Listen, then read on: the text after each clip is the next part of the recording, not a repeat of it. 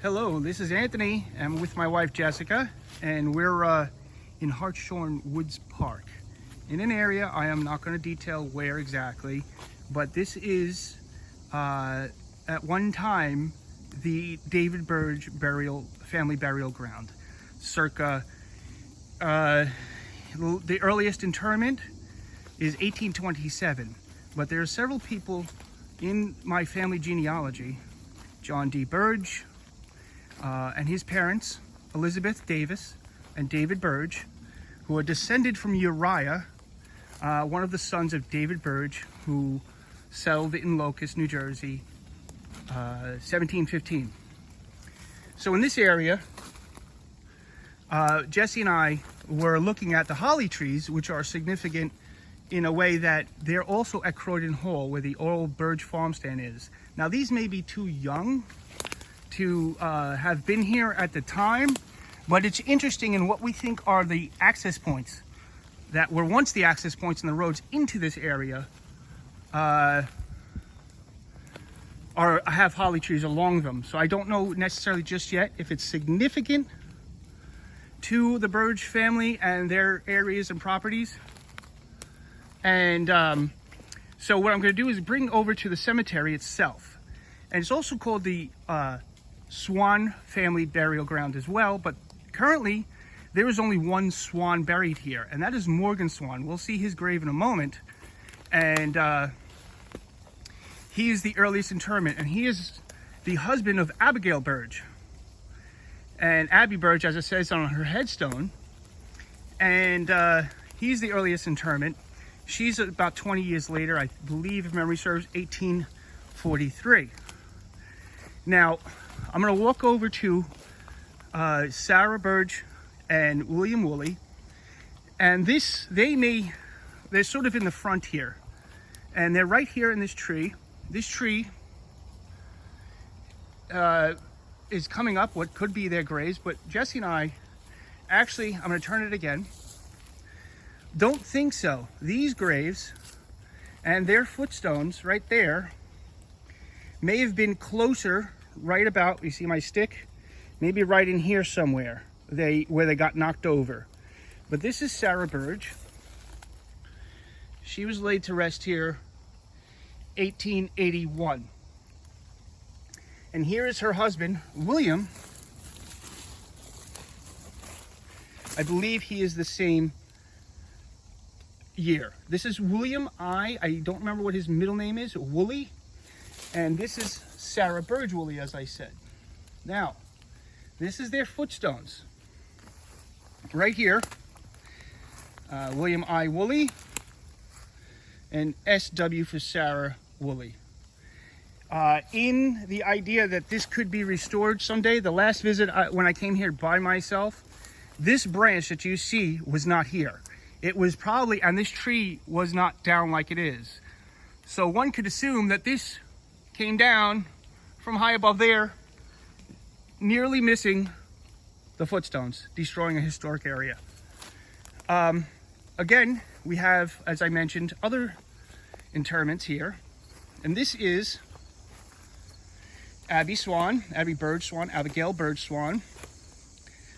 And this is her husband, Morgan Swan. Now, he's the earliest, 1827. If I'm not mistaken, she's a little bit later that she passed. Now, last time I was here, I didn't discover it, but Jesse and I discovered them. As she detailed to me, the headstone faces out, which I didn't know. Headstone faces out. And then we have the footstone back here, which we only just found.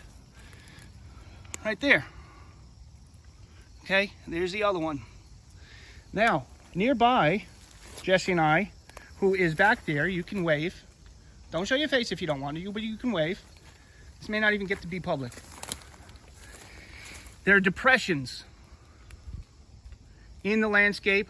Lots of good looking mushrooms, which probably are poisonous, but there are depressions right here and here, and especially like this here. This is potentially another headstone. It may not be, but we don't know yet. There is also a little pile of stone that is curious is here. Maybe nothing, but this here looks like a footstone to me. That one under the leaves.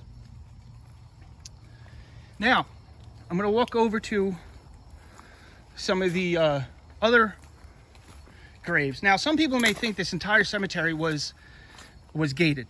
It is not. It's just this portion. And this is Thomas Stevens. Now, his son, if I'm correct in the genealogical work I did, he is a native of England, in memory of Thomas Stevens, native of England, aged 81 years, 1831. The gentleman, John H. Stevens, who erected or had erected All Saints Memorial Episcopal Church, not too far from here, he did it in honor of his daughter who passed. I believe Thomas Stevens here is his father. All Saints was erected circa 1893, 4, something like that. Well, this is his wife, Susanna, and in memory of Elizabeth, wife of Captain John Ashley. Now, it's said that John Ashley is here as well. If he's a captain, I'd like to find him, even if he's not, have a rank. But he could be here, he may not be. But from what the records show, he is. Now, with other interments, as Jesse was talking about to me, this could have gone back beyond this one, back that way.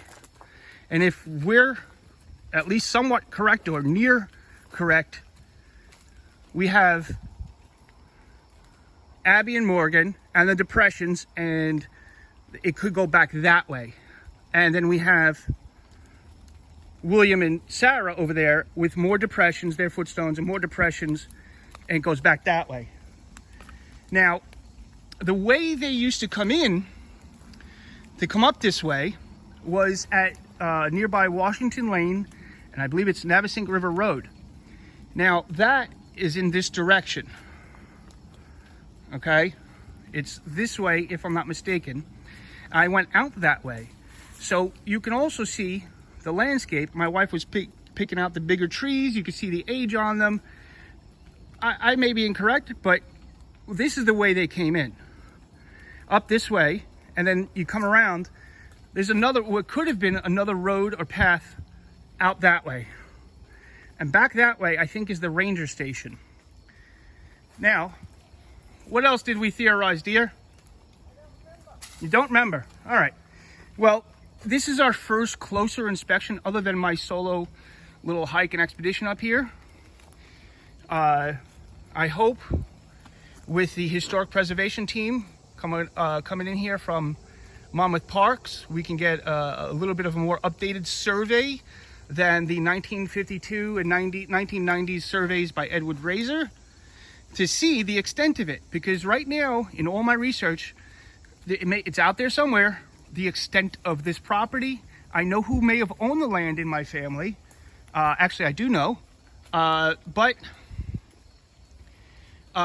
it came down to being abandoned. Unlike the Benjamin Burdge estate, where the cemetery was moved off the property when it was sold to Bayview Cemetery. And they completely didn't do anything with the cemetery here.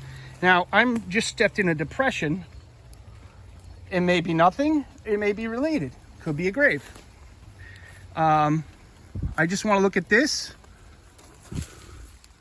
And then Jesse pointed something out. What did you point out, dear? I don't remember. Well, no, were you pointing at this area over here? No. Okay. That's where I'm trying to get my bearings. All right, so we're going to end this for now. That's a little bit of an introduction to the area. Now, just to conclude this one particular video, you take the main trail. I'm not going to point out which one just yet. And it's off trail. You cannot see it from the path. It's not too much of a bushwhacky situation. You can pretty much go around the area without too much cutting down plants or going through bushwhacking, as you know. All right, we're going to end it here.